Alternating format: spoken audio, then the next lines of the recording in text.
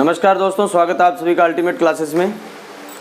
आज का अपना ये अनुपात समानुपात का दूसरा क्लास रहेगा। इसमें अपने सभी न्यूमेरिकल जितने भी क्वेश्चन हो पाएंगे उतने करेंगे। अभी प्रश्न संख्या 1 में आपको दिया गया है, एक बेलन की लंबाई की गणना करें यदि उसके व्यास एवं लंबाई का अनुपात 2:7 तथा बेलन का व्यास 40 mm दिया गया है।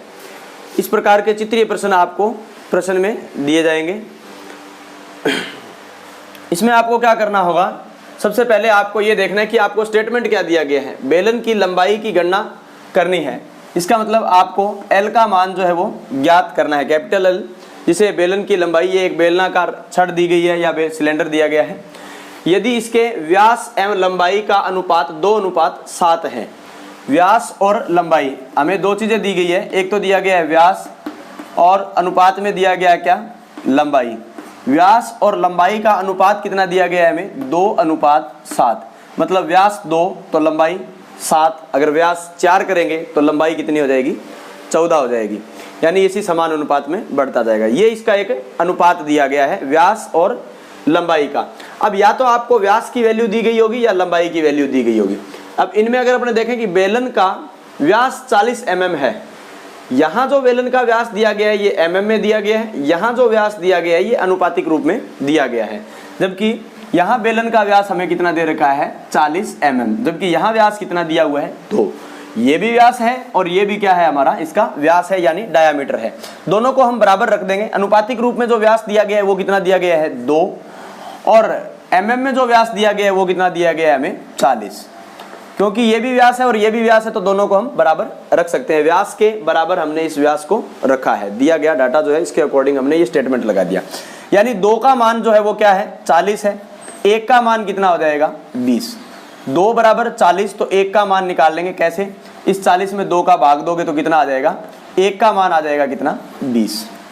अब आपसे पूछा है कि इसका लंबाई L की गणना कीजिए। तो लंबाई L की अगर अपने को गणना करनी है तो लंबाई की अनुपातिक संख्या कितनी है, 7। इसका मतलब हमें 7 का मान ज्ञात करना है। तो इस 1 के मान को अगर हम मल्टीप्लाई कर देंगे, गुणा कर देंगे किससे, 7, तो 7 दूए कितना हो जाएगा, ये 14, यानी 140 mm। इस बेलन की जो लंबाई होगी वो कितनी हो जाएगी, 140। दोबारा फिर देख लीजिएगा, सवाल से अपने यही उठा सकते हैं इसको, कोई ज़्यादा करने की आवश्यकता नहीं है। यहाँ दिया गया है कि व्यास और लंबाई का अनुपात कितना दिया गया है, 2:7। इसका मतलब व्यास कितना दिया गया है, 2, लंबाई कितनी दी गई है, 7, व्यास 40 mm है। तो यहाँ से व्यास की अनुपातिक संख्या 2 उठाएंगे और यहाँ व्यास दिया गया है 40।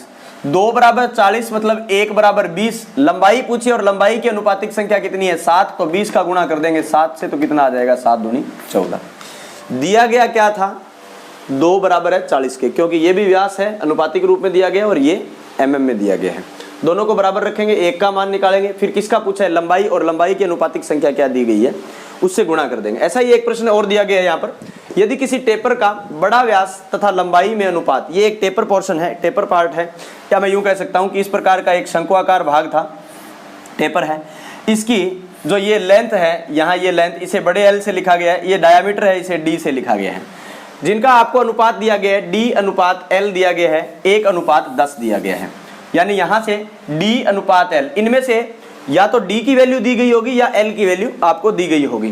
क्या दिया गया आपको, L का मान 150 दिया गया है, आपको 150 दिया गया है। यहाँ से L की वैल्यू उठा लीजिए। जैसे मैं यहाँ लिखूँ D/L 1:10 लिखा हमने। ये हमारे L का मान दिया हुआ है कितना, 150। यहाँ L का मान कितना दिया हुआ है हमें, 10। इन दोनों L के मानों को, लंबाइयों को बराबर रख दीजिए। अनुपातिक संख्या में L का मान था 10, mm में जो L दिया हुआ है वो कितना दिया हुआ है, 150। 10 बराबर है किसके, 150 के। 1 बराबर होगा किसके, 15 के।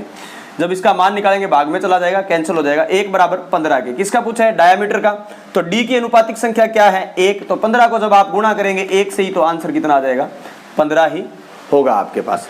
तो इस प्रकार आप इसका आंसर निकाल सकते हैं, D/L। L का मान 10, तो यहाँ पर 10 बराबर 150, 1 का मान 15। D की अनुपातिक संख्या 1 है, तो 15 को 1 से गुणा करोगे तो आपके पास डायामीटर कितना आ जाएगा, इसका 15 जो है आ जाएगा। इसी प्रकार के कुछ और क्वेश्चन देखते हैं अभी। अब जो आप बोर्ड पे 2 क्वेश्चन देख रहे हैं, ये 2 क्वेश्चन आपके लिए हैं। पहला क्वेश्चन आप कीजिए, इसमें मैंने आपको दो वृत्ताकार भाग दिए हैं, दो वृत्त दिए हैं। एक छोटा वृत्त है जिसका व्यास आपको ज्ञात करना है, क्वेश्चन मार्क लगा हुआ है। और एक जो बड़ा वृत्त है इसका डायामीटर है, बड़े डी से डिनोट किया गया है इसे, इसका डायामीटर आपको जो है दिया गया है कितना, 35 mm। बड़े व्यास तथा छोटे व्यास में अनुपात दिया गया है 1.75:1 का अनुपात है। यदि बड़े व्यास का मान 35 mm हो तो छोटे व्यास का मान ज्ञात कीजिए। तो आपको मैंने बताया था दोनों स्टेटमेंट, वो स्टेटमेंट बराबर रखनी है। जैसे आपको बड़े डी का मान दिया गया है, कितना दिया गया है, 35 mm। इन दोनों में से बड़े डी की वैल्यू कौन सी है? तो ये देखिए, ये जो पहले रकम लिखी गई है ये इसके लिए मान होगा, और छोटे डी का मान कितना है, 1। इनको बराबर रखें अगर हम, तो डी की अनुपातिक संख्या क्या है, 1.75 बराबर, इधर बड़े डी का मान कितना दिया हुआ है, 35। ये कंसेप्ट अगर आप समझ जाते हो तो फिर आप ऐसे कोई भी सवाल है उसको हल कर सकते हैं। आपको किन दो चीज़ों को बराबर रखना है, जो आपको अनुपातिक रूप में दिया गया है उसको उसी के संबंध में जो आपको लेंथ या अन्य कोई भी चीज़ दी गई होगी, यानी बड़े डी की वैल्यू 1.75 है और प्रश्न में बड़े डी का मान भी 35 है, इन दोनों को बराबर रखना है। अगर आप इस डी का मान 1 है, इस डी के बराबर रखते हैं तो यहाँ पर तो कुछ दिया ही नहीं हुआ है, ये तो आपको ज्ञात करना है, इसलिए आप इनको बराबर नहीं रख सकते। 1.75 का मान 35 के बराबर है, 1 का मान अगर हम निकालेंगे तो 35/1.75, 1 का मान आ जाएगा। अब हमें ज्ञात किसका करना है, छोटे डी का मान, और छोटे डी की अनुपातिक संख्या कितनी है, छोटे डी की अनुपातिक संख्या है 1। इस रकम को 1 से ही गुणा करेंगे तो वापस यही आ जाएगी, इसलिए इसको सॉल्व कर लेते हैं। यहाँ से कितना आ जाएगा हमारे पास, 100। 5 के पाड़े से 35 के पाड़े से अगर इसको काटे, 35 दूए 70, 35 एकम 35, 35 दूए 70, 35 दिए 105, 140 और 35 5 5 पर कट जाएगा ये। 5 से फिर इस 100 को काटेंगे, कितना आ जाएगा, 20 5 100। 1 का मान आ रहा है 20, और हमें चाहिए भी किसका, डी बराबर क्या है, 1 ही तो है, तो 1 का मान ही हमें चाहिए, ये हो जाएगा 20 mm। इसका मतलब छोटा व्यास जो है वो कितना mm है, 20 mm। ठीक है, अगला जो सवाल दिया गया है इसमें आपको अनुपातिक संख्याएं दी नहीं गई है, इसमें आपको अनुपातिक संख्याएं बनानी पड़ेंगी। किस प्रकार बनाएंगे उसको देख लीजिएगा। एक शंकु दिया गया है और उसको बेस के समांतर यानी पैरेलल टू बेस इसको काटा गया है, या आप यूँ सोच सकते हैं कि यहाँ से यहाँ का अलग अलग दोनों डाटा दिए गए हैं। इस शंकु के अंदर आपने ये देखना है कि व्यास का ऊंचाई के साथ अनुपात क्या है। सबसे पहले ये देखिए, ये डायामीटर दिया गया है आपको, डायामीटर दिया गया है आपको 50, और इसकी ऊंचाई, व्यास और इसकी ऊंचाई जो दी गई है, कितनी दी गई है आपको, व्यास और ऊंचाई का अनुपात दिया गया है 50:80। पहले व्यास रखा है, फिर हमने ऊंचाई रखी है। किस किस का संबंध बना रहे हैं, पहले हमने व्यास लिखा है और उसके बाद हम बटे में क्या लिख रहे हैं, ऊंचाई। व्यास अनुपात ऊंचाई। इसी प्रकार इस छोटे शंकु पर बात करें तो समान अनुपात में ही होगा, क्योंकि इसको आप कहीं से भी काटोगे तो हाइट जो है उसके अकॉर्डिंग अनुपातिक रूप में घटती जाएगी। डायामीटर है वो अनुपातिक रूप में धीरे धीरे कम होता जाएगा इसका डायामीटर। अब दोबारा फिर तो इसका छोटा व्यास, तो छोटे व्यास का मान कितना ले रखा है हमने, स्मॉल डी से लिख रखा है, और इसकी जो छोटी ऊंचाई है वो कितनी दे रखी है हमें, 36। पहले बड़े शंकु पर बात करेंगे तो बड़े शंकु का व्यास और बड़े शंकु की ऊंचाई को अनुपात रूप में लिखेंगे, फिर छोटे शंकु का व्यास और छोटे शंकु की ऊंचाई को अनुपात रूप में लिखेंगे। अब इसको हम सरल करेंगे, 0 से 0 कैंसिल हो जाएगा। 4 के पाड़े से नीचे कब काट सकते हैं, जब बीच में बराबर का निशान हो, दो भिन्न संख्याएं हो तो हर से हर कट जाएगा और अंश से अंश को आप काट सकते हैं। 4 दूए 8, 9 चौके 36 कट जाएगा ये। अब इसको हम हल करते हैं तो क्रॉस मल्टीप्लाई करेंगे, डी का 2 से गुणा करेंगे, कितना हो जाएगा, 2d, और 9 का 5 से करेंगे, 9 5 कितना हो जाएगा, 45। डी का मान अगर ज्ञात कर रहे हैं तो 45 बटे कितना हो जाएगा, 2, और स्मॉल डी का मान आ जाएगा 22.5 mm। इस प्रकार आप इस सवाल को हल कर सकते हैं, ठीक है ना। अब मैं आपको थोड़े से कंसेप्ट जो हैं, एक दो कंसेप्ट आप देख लीजिएगा, किस किस तरीके के कंसेप्ट डायरेक्ट पूछ लेते हैं, फिर अपने जो लास्ट ईयर क्वेश्चन है 2015, 17, 18 इनमें जो क्वेश्चन आए थे उन पर बात करेंगे। जैसे कि मैंने आपको बताया, यदि a/b बराबर हो, a/b बराबर c/d, इस प्रकार की अगर आपके पास पोजीशन बन रही है a/b बराबर c/d, ठीक है, ये दोनों बराबर है, इसका मतलब क्या होता है, देखिए जैसे मैंने यहाँ पर लिखा 2/3, ठीक है, ये कोई रकम है, ये a रकम है, ये b रकम है, 2/3 बराबर है 4/6, बराबर है, देख रहे हो आप क्यों है? क्योंकि इसका अनुपात 2:3 बनेगा और इसका अनुपात भी क्या बनेगा? 2:3 बनेगा। तो इसको आप कैंसिल आउट करोगे तो ये वापस यही बन जाएगा, ठीक है। लेकिन ये संख्याएं अलग अलग हैं, ये 2 है, 3 है, 4 है, 6 है, तो इसको ए नाम दिया, इसको बी, इसको सी और इसको डी, ठीक है। इस प्रकार अगर कोई संबंध बन रहा है तो आप इसको ऐसे संबंध बना सकते हैं, ए का डी से गुणा, ए डी क्रॉस मल्टीप्लाई करते हैं अपने ऐसे, ए डी क्या लिख सकते हैं हम? ए डी बराबर होगा बी सी, इसका इसके साथ और इसका इसके साथ। ये तो है आपका कंसेप्ट नंबर 1, ठीक है। दूसरा कंसेप्ट इसमें क्या है? अगर आपसे ये पूछ लिया जाए कि ए बटा सी बराबर डी पड़ा है यहां, तो बताइए यहां कौन सी रकम आएगी? ऑप्शन में डाल देगा ए आएगा, यानी आपके पास ऑप्शन हिंदी में लिखता हूं मैं, ए, ब, से और द। ए आएगा, बी आएगा, सी आएगा या डी आएगा। ध्यान से देखिए, हमने इसके अकॉर्डिंग देखिए आप कि इसको आप क्रॉस मल्टीप्लाई करोगे तो ए डी, ए का डी से गुणा ए डी और बी का सी से करोगे बी सी बन जाएगा। अब अगर मैं ए के बट्टे में क्या लेकर के आ रहा हूं? ए के बट्टे में अगर मैं सी लेकर के आ रहा हूं, ठीक है, तो मेरे पास यहां सी तो जो था पक्षांतरण में चला गया, क्या बचेगा यहां पर? यहां बचेगा बी, और ए के गुणा वाला डी कहां चला गया? यहां चला गया। तो यहां जो खाली स्थान बना हुआ था यहां पर क्या आएगा? बी आएगा। इस प्रकार वो किसी भी एक डिजिट को और पूछ सकता है। जैसे मान लो अभी इसी प्रश्न को मैं इस प्रकार पूछ लेता हूं कि यदि ए डी बराबर है बी सी के, तो डी बट्टे बी, ये डी मैंने यही रखा है, ये गुणा में बी था, इसको बराबर के इधर ले आया, पक्षांतरण किया, भाग में आ गया, तो यहां क्या बचेगा? सी, और बट्टे में क्या आएगा? तो बट्टे में इसके क्या आ जाएगा? ये गुणा वाला ए यहां चला जाएगा। तो ये इस प्रकार, तो इन चारों में से आपको क्या करेगा? ऐसा एक स्टेटमेंट दे देगा वो कि यदि ए डी बराबर है बी सी के, तो यहां खाली स्थान रख देंगे। यदि ए डी बराबर बी सी हो तो यहां कौन सा अक्षर आएगा? इस प्रकार खाली स्थान होगा। तो आपने ये देखना है, ए डी बराबर बी सी है तो डी के बट्टे में कौन आया? बी, तो इधर सी रखा हुआ है, तो ये गुणा वाला ए कहां चला जाएगा? यहां भाग में चला जाएगा। इस प्रकार ध्यान में रखना है। और इस कंसेप्ट से रिलेटेड क्या होता है, देखिए, अगर हम इन दोनों का योग कर दें, ए प्लस बी, और इन दोनों में से कोई भी एक रकम को बटे में रख दे, मान लो ए को रख दिया, ये जो कंसेप्ट है ये बराबर होगा किसके? इन दोनों का योग, यानी सी प्लस डी बटे में, अगर यहां पर आप पहली रकम ले रहे हैं तो यहां पर भी आप सी प्लस डी यानी ऊपर अंश को ही लेंगे, तो ये हो जाएगा सी। ध्यान दीजिएगा, यदि ए प्लस बी इन दोनों का योग बटे में आपने अंश को रखा है, तो इन दोनों का योग भी क्या बनेगा? सी प्लस डी, और इन दोनों में से कौन सी रकम? अंश या हर, तो अंश को बटे में रखा जाएगा, ये हमेशा बराबर होगा।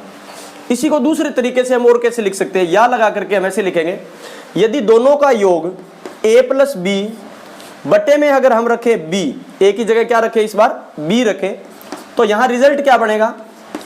सी प्लस डी, इन दोनों का योग, इन दोनों में से कौन सी रकम? अंश या हर। यहां पर अगर अपने इन दोनों में से कौन सी ले रहे थे? हर ले रहे हैं बटे में, तो यहां भी कौन सी लेंगे? हर लेंगे, तो यहां पर क्या हो जाएगा? डी हो जाएगा। तो इनमें से क्या करेगा वो? ये चीज आपको पेपर में दे देगा कि यदि ए बटे बी बराबर सी बटे डी हो तो ए प्लस बी बटा ए बराबर, ये पूरा इरेज कर देगा, यहां खाली स्थान दे देगा, पूछेगा यहां क्या होगा। तो ये आपको ध्यान रखना है, इन दोनों का योग बटे में इन दोनों में से कोई एक रकम, फिर बराबर होती है किसके? इन दोनों का योग बटे में इन दोनों में से कोई एक रकम, जो रकम यहां उठाई गई है वही रकम। जैसे मान लो ए और बी का योग किया है, यहां पर दोनों का योग कर रहे हो, दोनों का योग करके बट्टे में कौन सी रकम ले रहे हो? अंश ले रहे हो या हर ले रहे हो? अगर अंश ले रहे हो यहां, तो आगे वाले में भी इनका योग करने के बाद इसका अंश भाग जो है वो ही नीचे लिखा जाएगा। अगर दोनों का योग करके बट्टे में आप हर को लिख रहे हैं, तो इन दोनों का योग करके भी आप बट्टे में हर को ही लिखेंगे। ये कंसेप्ट है, ये योग रूप में भी लागू होता है और माइनस में भी लागू होता है। जैसे इनको घटाव रूप में लिखना हो, ए बटे बी है, इसको आप ऐसे लिख सकते हैं, ए माइनस बी बटा ए बराबर होगा सी माइनस बी बटा सी। इस प्रकार भी आप इसको बराबर लिख सकते हैं। ये कुछ कंसेप्ट थे, नोट कर लीजिएगा इसको, ठीक है, एक दो बार इसको आप किसी को एक दूसरे से शेयर करेंगे तो आप इसे आसानी से सीख जाएंगे। चलिए अब हम कुछ सवाल और उठाते हैं जो लास्ट ईयर क्वेश्चन आए थे। नेक्स्ट जो 5 प्रश्न अभी मैंने लिखे हैं ये लास्ट ईयर एग्जाम में आए, 2015, 17, 18 इत्यादि एग्जाम में। सबसे पहला प्रश्न दिया गया है 1 सही 1/2 अनुपात 2 सही 1/4 का सरलतम रूप क्या होगा। तो इसका सरलतम रूप लिखने के लिए आपको सबसे पहले क्या करना होगा, इसको आपने भिन्न के रूप में बदलना होगा। ये मिश्रित भिन्न दी गई है आपको, इसको उचित या अनुचित में 2 एकम 2, 2 और 1 कितना हो जाएगा 3 बटे में 2 अनुपात 4 दुए 8, 8 और 1 9 बटे में कितना हो जाएगा 4। अब इसको अगर आप अनुपात रूप में हम कैसे लिख सकते हैं, ऐसे लिख सकते हैं, देखिए 3/2 अनुपात को अगर हम यूं डिवाइडेशन के रूप में लिखें भाग का चिन्ह लगा के, तो ये हो जाएगा क्या 9/4। अब ये डबल बटे हैं और डबल बटों को सिंप्लीफाई कैसे किया जाता है, पहले ऊपर का भिन्न लिखेंगे 3/2, इस बटे के चिन्ह को हटा करके गुणा रूप में लिखेंगे तो जो नीचे की भिन्न हो जाएगी वो क्या हो जाएगी, पलट जाएगी, 4 ऊपर चला जाएगा और 9 कहाँ आ जाएगा नीचे। अब इसको कैंसिल आउट करेंगे तो कितना हो जाएगा 3 एकम 3 और 3 3 कितना हो जाएगा 9, 2 एकम 2 और 2 दुए कितना हो जाएगा 4। क्या बचा हमारे पास यहाँ पर 1 और 1 ये कैंसिल हो गया पूरा, यहाँ ऊपर बच रहा है 2 और नीचे क्या बच रहा है 3, तो हम इसे लिख सकते हैं 2:3 दिखाई दे रहा है इधर। तो ये क्या हो जाएगा हमारा 2:3 का अनुपात हो जाएगा। इनका जो सरलतम अनुपात होगा 2:3। 2 एकम 2, 2 और 1 कितना हो जाएगा 3, तो 3/2 लिखेंगे, 4 दुए 8, 8 और 1 9, तो 9/4 लिखेंगे। अब इस निशान को आप अनुपात बटा या भाग का चिन्ह ये अगर समझ के चलते हैं तो इस भाग के चिन्ह को अगर मैं अनुपात को हटाकर यहाँ गुणा का निशान अगर लगाता हूँ तो आगे 9/4 थी जो कि अब क्या लिखी जाएगी 4/9 लिखी जाएगी। भिन्न जो है डबल बटा है तो पलट जाएगा। इसको जब आप सिंप्लीफाई करोगे तो कितना आ जाएगा आपके पास, 2 से इसको कैंसिल आउट करोगे तो 2 दुए 4, 3 से इसको काटोगे तो ये आ जाएगा 3 3 9, तो कितना बनेगा आपके पास 2:3। डायरेक्ट और जल्दी करना चाहें तो आप यहीं से इसको हैंडल कर सकते हैं, वरना आप स्टेप बाय स्टेप भी चल सकते हैं। पहले आप अनुपात को बटे रूप में लिखिए, फिर नीचे वाला बटा है उसको पलट के लिखिए, गुणा रूप में लिखा जाएगा, फिर इसको आप कैंसिल करके और इस सवाल को हल कर सकते हैं। नेक्स्ट 1 किलोग्राम 750 ग्राम, 1 किग्रा 750 ग्राम यानी टोटल कितना हो गया यहाँ पर हमारे पास 1 किग्रा में कितने होते हैं 1000 ग्राम, 750 ये हो जाएंगे, कितना हो जाएगा हमारे पास 1750 ग्राम, तथा 7 किलोग्राम, 7 किलोग्राम में कितना हो जाएगा 7000 ग्राम। इन दोनों के मध्य अनुपात ज्ञात करना है। तो ये हमारा 1 किग्रा 750 ग्राम यानी 1750 ग्राम हो गया, और यहाँ दिया गया हमें 7 किलोग्राम यानी 7000 ग्राम। इसको जब कैंसिल करेंगे तो 0 से 0 कैंसिल हो जाएगा। अब आप इसको 25 के पाड़े से या 5 के पाड़े से भी काट सकते हैं।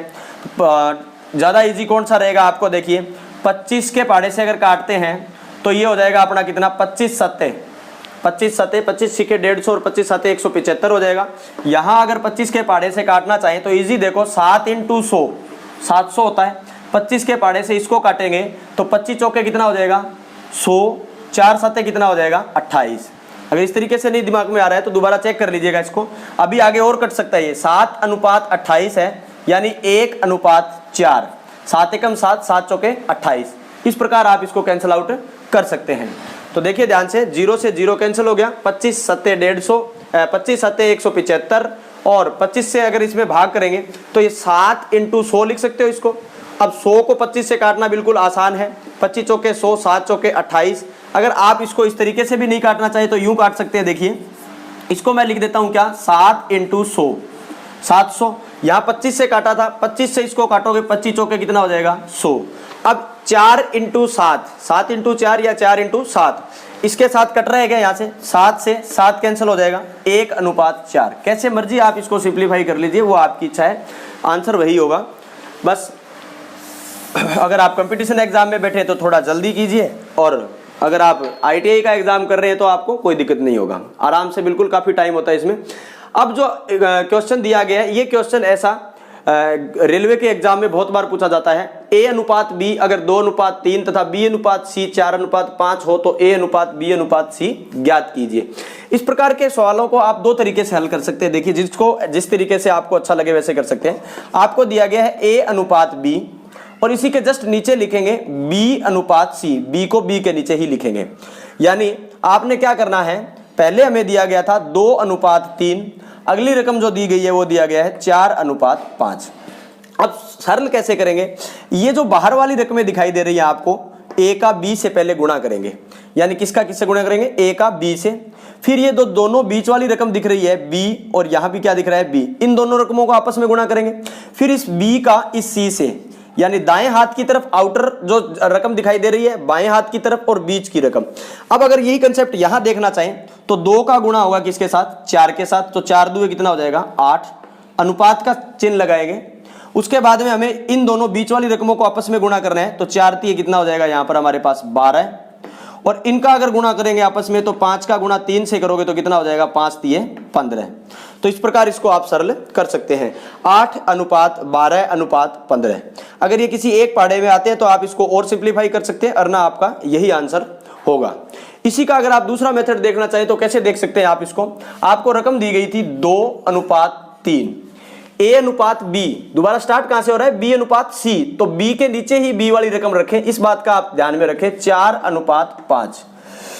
अब देखिए कि यहां ये जो खाली संख्या है, ये इधर खाली स्थान पड़ा है, 3 आ रहा है यहां पर लास्ट में, तो यहां अनुपात लगा के एक 3 और लिख दीजिए, जो भी यहां पर अंत में रकम हो उसी रकम को आप यहां लिख दीजिए बस।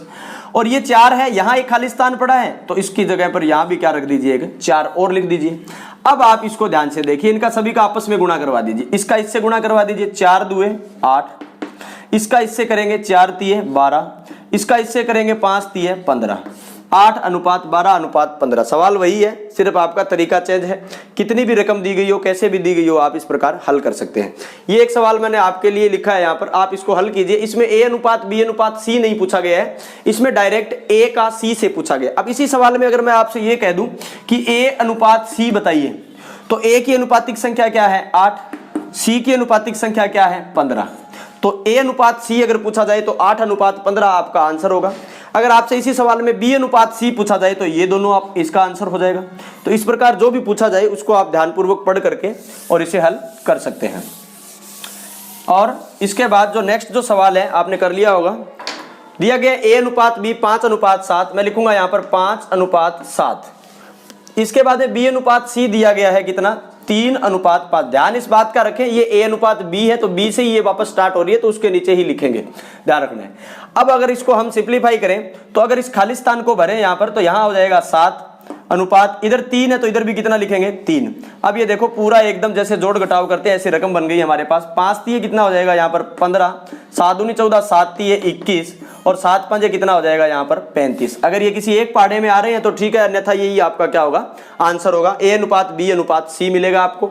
आपसे पूछा गया था a अनुपात c का मान, तो a की अनुपातिक संख्या कितनी दी हुई है यहाँ पर 15, और c की अनुपातिक संख्या क्या है 35, तो 15:35। a अनुपात c जो है वो होगा 15:35।